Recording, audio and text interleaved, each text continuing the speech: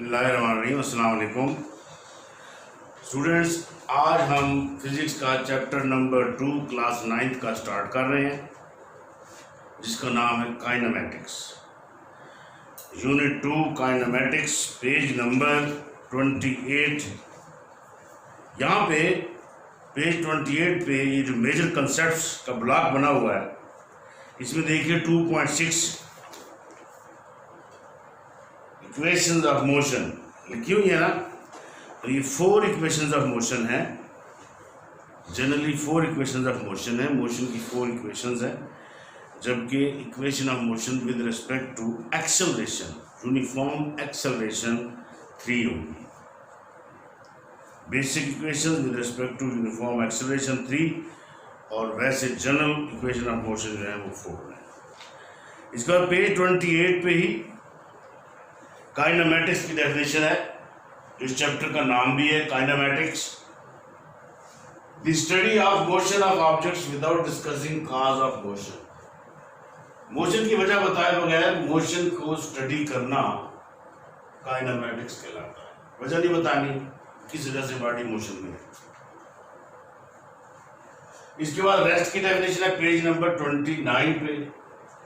A body is said to be at rest if it does not change its position with respect to its surrounding।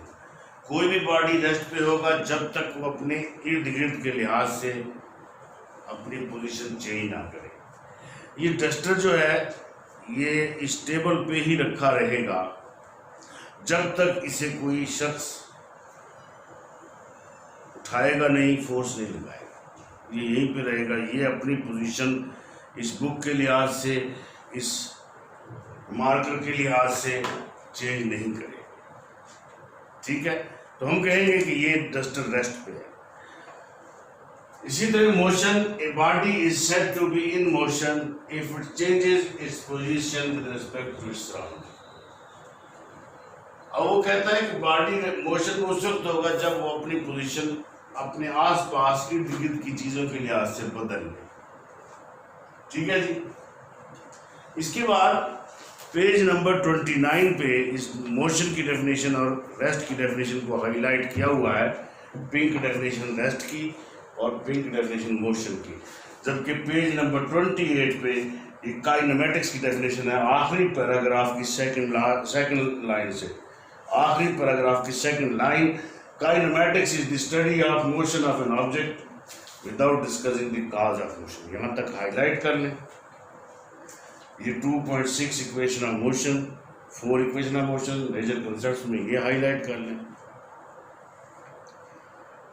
Pink definition rest की highlight हुई हुई है, tick कर ले, और pink definition motion की highlight हुई हुई है, टिक कर ले। इसके बाद ये नीचे वाला सारा पैराग्राफ आप हाईलाइट कर लें, फिर मैं बताता हूँ इसके बारे में। मोशन के नीचे वाला सारा पैराग्राफ हाईलाइट कर लें, मैं बताता हूँ इसके बारे में आपको भी। यहाँ पे लिखा हुआ है फॉर एग्जाम्पल, इस मोशन के नीचे वाले पैराग्राफ की सेकंड लाइन पे फॉर एग्जाम्पल। फॉर एग्जाम्पल से पहले शॉर्ट क्वेश्चन है। फॉर एग्जाम्पल से पहले शॉर्ट क्वेश्चन है, फॉर एग्जाम्पल के बाद उस शॉर्ट क्वेश्चन का आंसर है। शॉर्ट क्वेश्चन क्या है वो मैंने यहाँ लिख दिया है, द स्टेट ऑफ रेस्ट और motion of body are relative. ठीक है जी, कि रेस्ट और मोशन, किसी बॉडी की रेस्ट और मोशन की हालत में क्या रिलेशन है, वो रिलेटिव कैसे है। इसका आंसर जो है फॉर एग्जाम्पल के बाद दिया गया है, A passenger sitting in a moving bus is at rest because he is not changing his position with respect to other passengers or objects in the bus, but an observer outside the bus, the passenger and the object inside the bus are in motion। यहाँ तक इसका answer है। मतलब क्या है? इसका मतलब यह है कि अगर आप बस में बैठे हैं, आपके साथ जो पैसेंजर बैठा है, he is at rest, वो आपके लिहाज से रेस्ट पे है, आप उसके लिहाज से रेस्ट पे है। जबकि प्लेटफॉर्म पे जितनी भी ऑब्जेक्ट्स मौजूद हैं, जब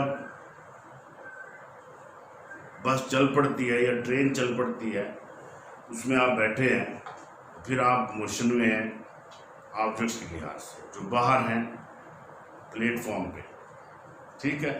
यानी बस में अगर आप बैठे हैं तो बस के बाहर वाली चीज़ें जो हैं उनके लिहाज से आप मोशन में होंगे इफ़ बस इज़ इन मोशन। और अगर बस के अंदर वाली चीज़ों के लिहाज से देखा जाए, चाहे बस मोशन में है या रेस्ट में है, तो आप अंदर वाली चीज़ों के लिहाज से रेस्ट पे, ठीक है। बस मोशन में हो, दोनों सूरतों में आप ये देखिए, बस मोशन में है तो अंदर वाली चीज़ें, जो बस के अंदर वाली चीज़ें हैं, पैसेंजर्स हो गए, ड्राइवर हो गया और सीटें होंगी, उनके लिहाज से आप रेस्ट में। लेकिन और बाहर जितनी भी चीज़ें उनके लिहाज से आप मोशन में हैं, तो इसका मतलब एक ही वक्त में आप रेस्ट में भी हैं और मोशन में भी हैं। So the state of rest और मोशन आर रिलेटिव, और इसका आंसर मैंने आपको हाईलाइट करा दिया।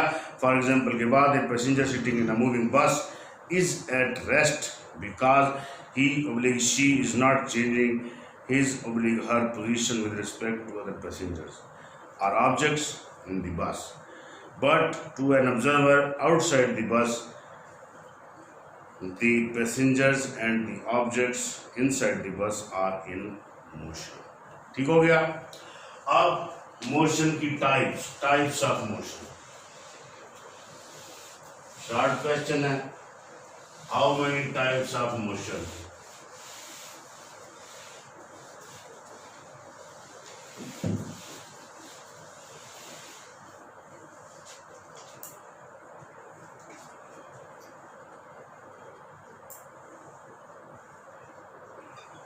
How many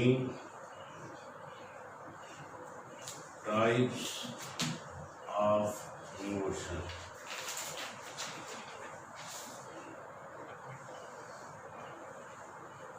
There are 3 types of motion.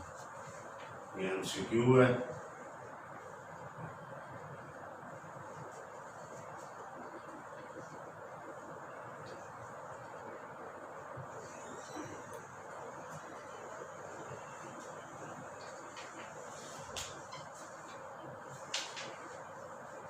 Types of motion,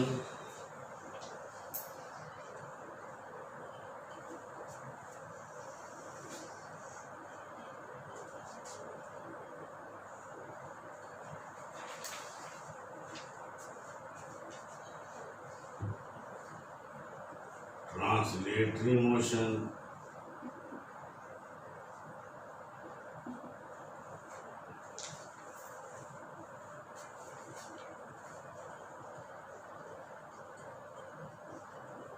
rotatory motion,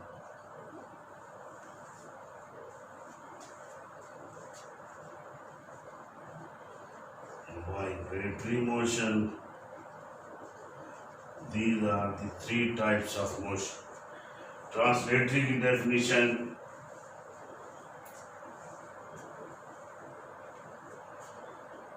in translatory motion या in translational motion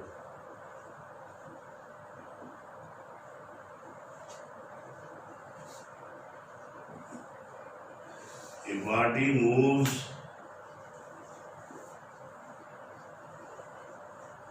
along a line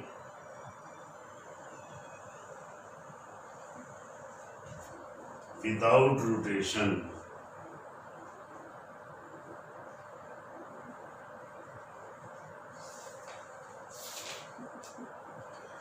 The line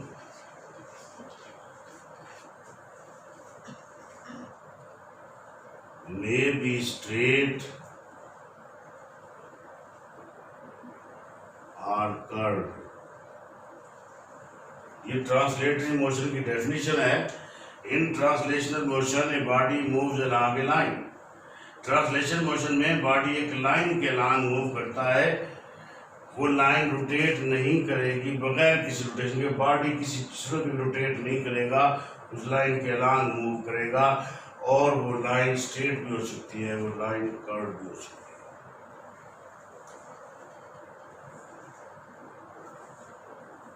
spinning motion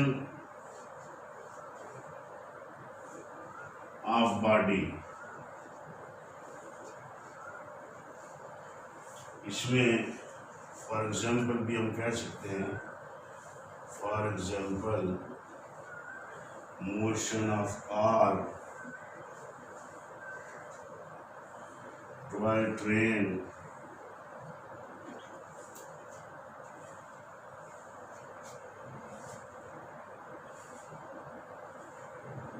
motion of butterfly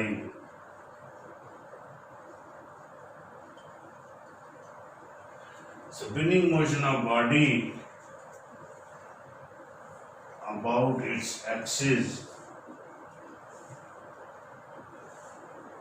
is called rotatory motion.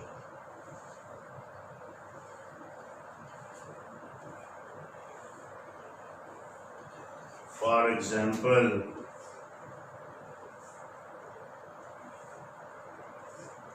motion of wheel,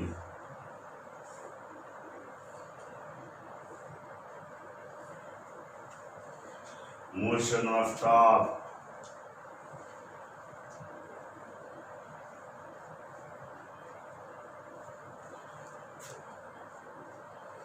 to and fro motion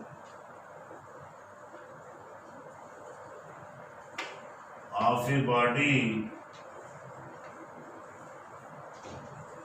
about its main position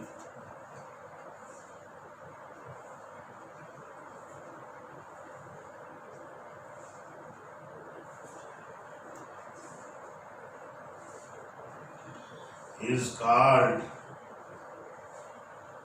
vibratory motion.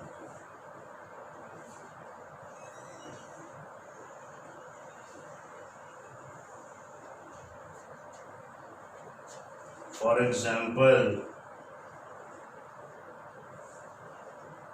motion of simple pendulum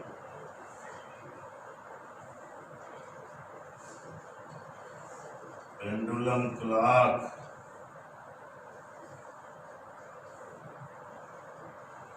motion of simple pendulum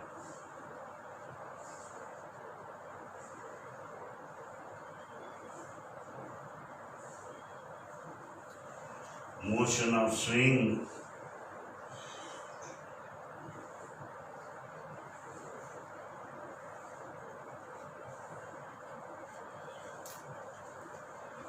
ये 3 types of motion हैं। पहली है translatory motion, उसकी definition उसकी example, दूसरी है rotatory motion, उसकी definition उसकी एग्जांपल, और तीसरी है वाइब्रेटरी मोशन, इसकी भी डेफिनेशन इसकी भी एग्जांपल। शॉर्ट क्वेश्चन में ट्रांसलेटरी मोशन की डेफिनेशन आ सकती है, उसकी एग्जांपल पूरी जा सकती है। रोटेटरी मोशन और उसकी डेफिनेशन और एक एग्जांपल, वाइब्रेटरी मोशन में उसकी डेफिनेशन और एक एग्जांपल। अगर लॉन्ग क्वेश्चन आएगा तो फिर रोटेटरी मोशन का लॉन्ग क्वेश्चन भी आता है, फिर डिस्कस, और ट्रांसलेटरी मोशन का लॉन्ग क्वेश्चन भी आता है, discuss translatory motion and its types. तो फिर ट्रांसलेटरी मोशन की ही आगे काइंड्स हैं, उसकी टाइप्स हैं, इसकी अपनी 3 टाइप्स हैं।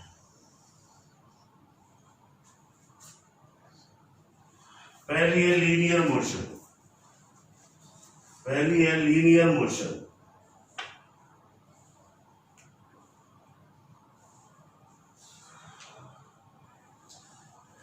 दूसरी है circular motion,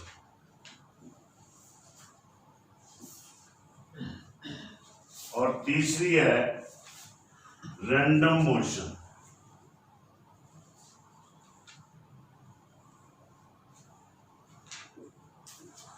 linear motion, straight line motion of body is called linear motion.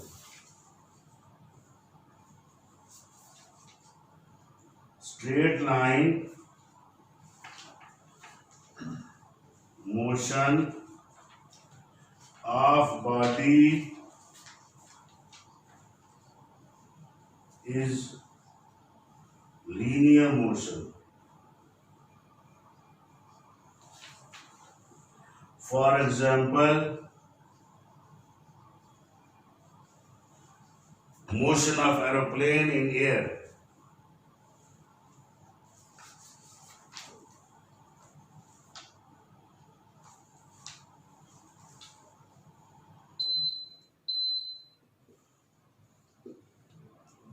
Motion of aeroplane in air या मोशन ऑफ कार, ठीक है। जिसके बाद circular motion, motion of body in a circle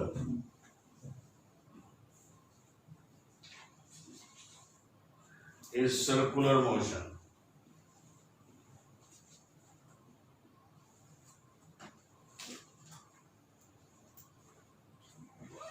For example,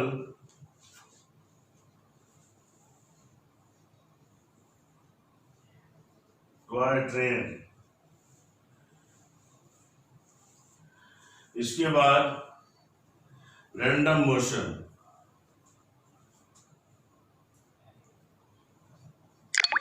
irregular or disorder motion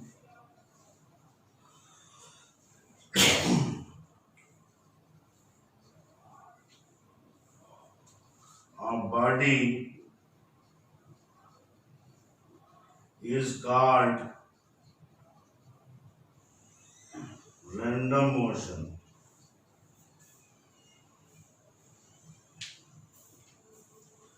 For example,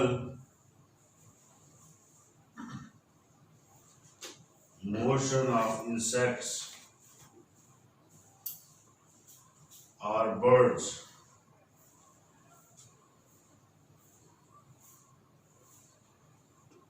तो ये long question अगर आया translatory motion का, तो आप लिखेंगे ट्रांसलेटरी मोशन की डेफिनेशन, उसकी एग्जांपल्स, फिर उसकी टाइप्स, लीनियर, सर्कुलर, रैंडम, और उसमें आपने तीनों की डेफिनेशन और ये उनकी एक एग्जांपल। ठीक है स्टूडेंट। इसके बाद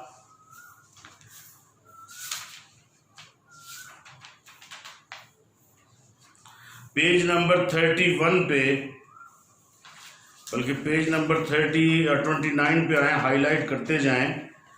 टाइप्स ऑफ मोशन, पहला paragraph, there are dash types of motion, 3 types of motion, underline कर लें एमसीक्यूज। फिर कौन कौन सी है? ट्रांसलेटरी मोशन, उसकी टाइप्स हैं लीनियर, रैंडम, सर्कुलर। दूसरी टाइप है जी रोटेटरी मोशन, तीसरी है जी वाइब्रेटरी मोशन, जिसे टू एंड फ्रो मोशन भी कहते हैं। ठीक है जी। Translatory motion, in translational motion a body move along a line without any rotation. ये पिंक डेफिनेशन मैंने वहां पे लिख दिया, आपने याद करनी है, और साथ में एक एग्जांपल। उसके बाद पेज नंबर 30 पे लीनियर मोशन की डेफिनेशन मौजूद है, पिंक डेफिनेशन, नीचे उसकी एग्जांपल मौजूद है, ये हाईलाइट कर लें पहली लाइन में एग्जांपल।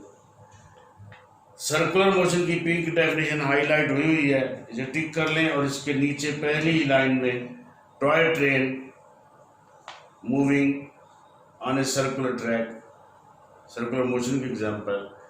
उसके बाद पेज नंबर 31 पे रैंडम मोशन, द डिसऑर्डर और irregular motion of an object is called random motion, और उसके नीचे पहली लाइन में एग्जांपल मौजूद है।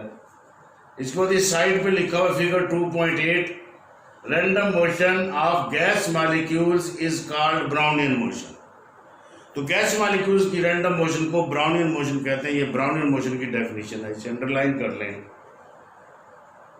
इसके बाद रोटेटरी मोशन आ गई।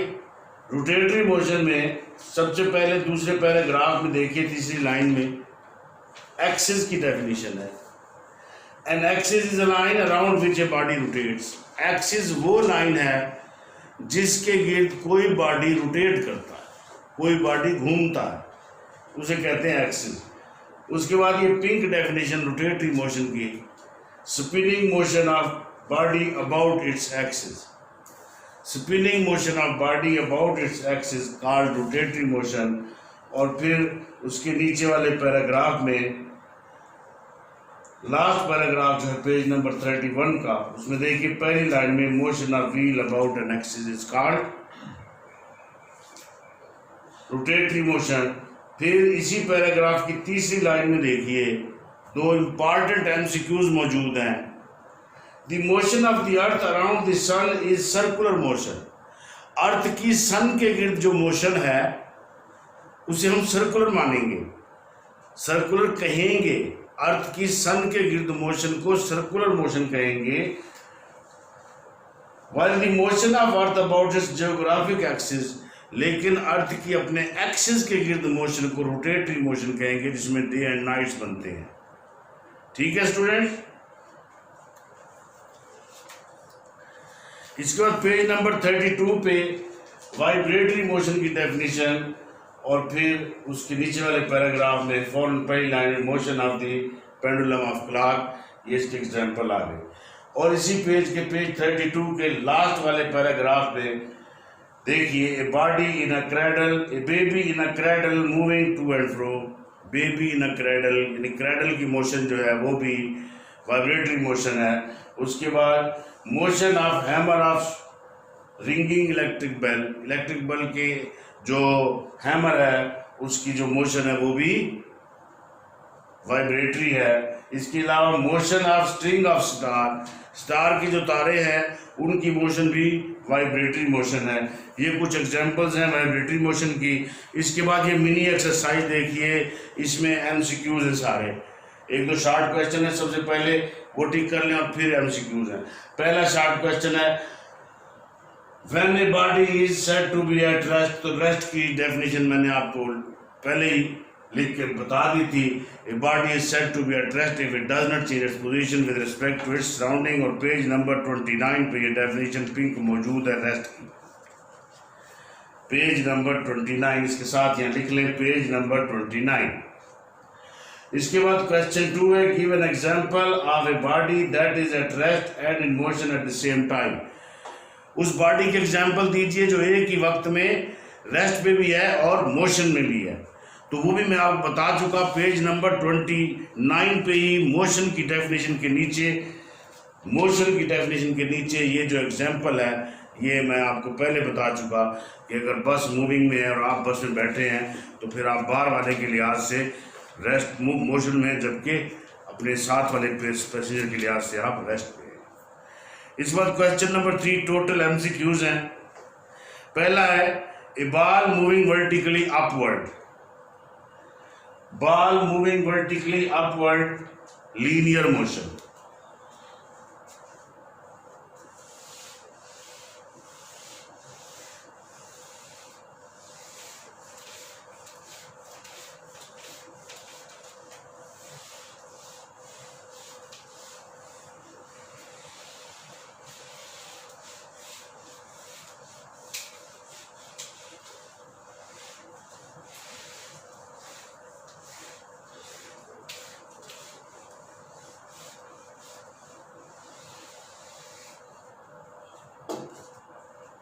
मिनी एक्सरसाइज,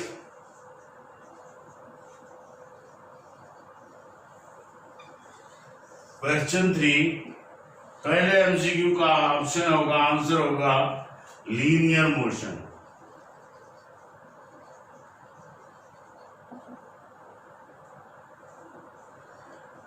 दूसरे MCQ mini exercise page 32, child moving down a slide, translatory motion.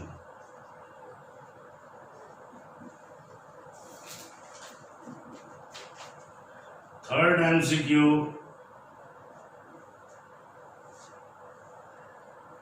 Movement of a player in a football ground, random motion. क्योंकि फुटबॉल ग्राउंड में प्लेयर जो फुटबॉल लेके कभी आगे जाता है, कभी पीछे जाता है, कभी वापस ले आता है, कभी आगे निकल जाता है, कभी लेफ्ट पे चला जाता है, कभी राइट पे चला जाता है, तो उसकी रैंडम मोशन हो। द फ्लाइट ऑफ बटरफ्लाई,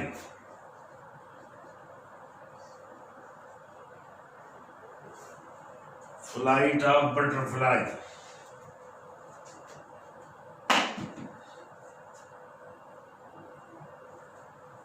ये भी रैंडम मोशन।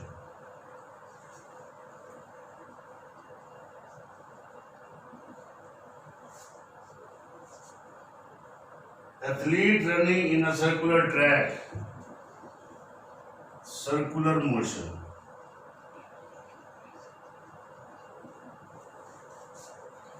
नंबर 6 है the motion of wheel, rotatory motion.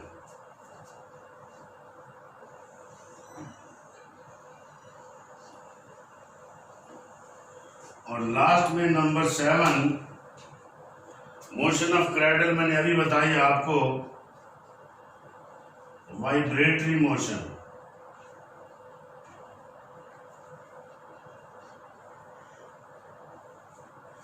तो ये 7 हमारे पास एमसीक्यूज बन गए। पेज नंबर 32 एंड हो गया। पेज नंबर 32 पे देखिए, ये हाईलाइट करें figure 2.12 vibratory motion of child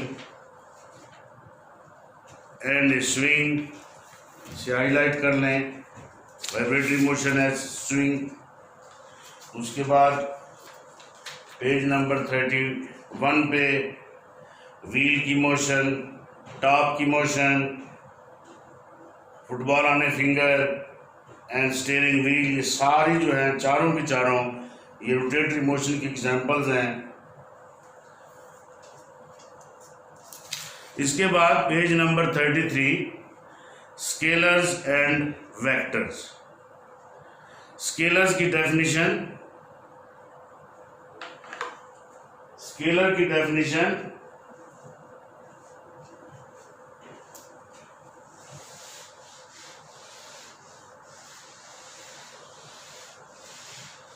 the quantities having only magnitude, they have no direction, ऐसी क्वांटिटीज को हम कहेंगे स्केलर क्वांटिटी हैं। जिस तरह किसी बॉडी का मास, उसकी कोई डायरेक्शन नहीं होती, जिस तरह किसी बॉडी की लेंथ, उसकी कोई डायरेक्शन नहीं होती। तो ये स्केलर्स और वेक्टर्स, ये दो डेफिनेशन हैं। Scalars the quantities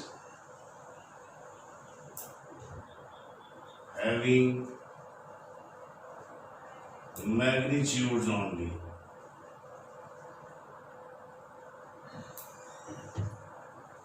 for example mass, time, etc. Vectors, the quantities having magnitudes and direction.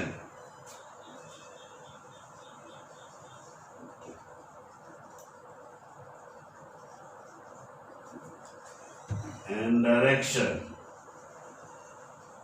अगर डायरेक्शन भी होगी साथ में मैग्नीट्यूड के, तो वेक्टर्स कहलाएंगी। For example velocity, weight, force, etc. इसके बाद अब आप इस पेज पे, पेज नंबर 33 पे ये डेफिनेशंस हाईलाइट की हुई हैं, इन्हें टिक कर लें। स्केलर की definition, scalar quantity is described completely by its magnitude only. और इससे ऊपर वाले पैराग्राफ की सेकंड लास्ट लाइन में इसकी एग्जांपल्स हैं। Scalars are mass, length, time, speed, volume, work and energy, etc. फिर वर्क, वेक्टर्स, वेक्टर्स की डेफिनेशन में ये पिंक डेफिनेशन वेक्टर्स की से हाईलाइट किया हुआ है, आप टिक कर लें। उसके बाद इसके ऊपर वाले पैराग्राफ की सेकंड लाइन पे आइए, इसी डेफिनेशन की ऊपर वाला पैराग्राफ जो है उसकी सेकंड लाइन के लास्ट पे आए। Examples of vectors are velocity, displacement, force, momentum, torque, etc. इसके बाद पेज नंबर 34, यहाँ पे दो शॉर्ट क्वेश्चन है और बहुत इंपॉर्टेंट शॉर्ट क्वेश्चन है। पहला शॉर्ट क्वेश्चन है how vectors are differentiated from scalar. हमेशा ये क्वेश्चन आता है और ये एक्सरसाइज का क्वेश्चन भी है, लेकिन बच्चे मुसलसल इसको ये डेफिनेशन लिख के इनका डिफरेंस वाज़ेह करते हैं। आप ये क्वेश्चन लाजमी साथ लिखा करें डेफिनेशन के साथ। इस क्वेश्चन का आंसर लाजमी लिखा करें पेज 34 पे, रिप्रेजेंटेशन ऑफ वेक्टर्स। इसमें to differentiate a vector from a scalar quantity we generally use bold letters to represent vector quantities such as f, a, d, r a bar, r arrow over the symbols such as f bar, a bar, d bar or f arrow, a arrow and d arrow। यहाँ तक ये पहला question, how vectors are differentiated from scalar. हमारे पास एक box हो, उसमें मुख्तलिफ किस्म की बॉल्स पड़ी हैं, कोई रेड बॉल्स हैं, कोई ब्लू बॉल्स हैं, कोई ब्लैक है, कुछ भी हैं, मुख्तलिफ कलर्स की पड़ी हुई हैं, और हमें कहा जाए कि आप इनमें से वेक्टर बॉल्स पैदा करें। तो हम कैसे पैदा करेंगे? अगर किसी बाल के ऊपर ये साइन बना हो, अगर किसी बाल को बोल्ड करके लिखा गया हो, जैसे ये मैं लिख रहा हूँ, किसी बाल के ऊपर कोई वर्ड इस तरह बोल्ड करके मोटा मोटा करके लिख दिया जाए, अगर किसी बाल के ऊपर एक एरो हेड डाला हो, ये 3 साइन है, ये सिंबल आप देख लें, ये बार, ये बोल्ड लेटर और ये एरो हेड। अगर किसी बाल के ऊपर ये इन तीनों में से कोई एक साइन मिल जाए वो वेक्टर होगा, जिन पे ये साइन नहीं होंगे वो स्केलर होंगे। ठीक है। इसके बाद दूसरा शॉर्ट क्वेश्चन है, how vectors are represented graphically. Graphically एक वेक्टर को कैसे रिप्रेजेंट किया जाता है? दूसरा क्वेश्चन लिख लें आप, how vectors are represented graphically. पहला वेक्टर है, पहला शॉर्ट क्वेश्चन है, हाउ वेक्टर्स आर डिफरेंशिएटेड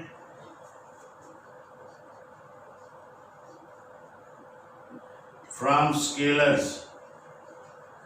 ये पहला क्वेश्चन है और उसका आंसर पेज नंबर 34 का पहला पैराग्राफ, उसकी 4 लाइनें जो हैं उसमें आंसर मौजूद है। दूसरा short question, how vectors are represented graphically. इसका आंसर दूसरे पैराग्राफ की पहली 2 लाइनों में मौजूद है। Generally a vector can be represented by a line segment with an arrow head. यानी एक लाइन सेगमेंट होगी, जैसे ये लाइन सेगमेंट होगी, जिस तरह ये बनेगी, ये जितनी सेंटीमीटर की होगी वो, और एक एरो हेड लगा देंगे, चाहे इधर लगाएं या इधर लगाएं, हम कहेंगे ये वेक्टर ए है। फर्स्ट क्या ये 3 सेंटीमीटर का, तो हम कहेंगे इसकी मैग्नीट्यूड 3 सेंटीमीटर है और इसकी डायरेक्शन जो है ये दिखाई गई। तो पेज 34 पे हमने ये 2 शॉर्ट क्वेश्चन है, how vectors are differentiated from scalars, ये इसका पहला पैराग्राफ की 4 लाइनों में आंसर मौजूद है। और दूसरा question, how vectors are represented graphically, तो इसका पहली 2 लाइनें दूसरे पैराग्राफ की पहली 2 लाइनों में आंसर मौजूद है। तो हमारा पहला लेक्चर स्टूडेंट्स यहाँ पे आज खत्म हुआ, चैप्टर नंबर 2 काइनेमेटिक्स का। इंशाल्लाह ताला नेक्स्ट लेक्चर हम अपना स्टार्ट करेंगे पेज नंबर 35 से, पोजीशन से। उस वक्त तक आप ये लेक्चर को देखिए, तैयारी कीजिए, कोई मसला हो तो टीचर से कंसल्ट करें। अल्लाह हाफिज़।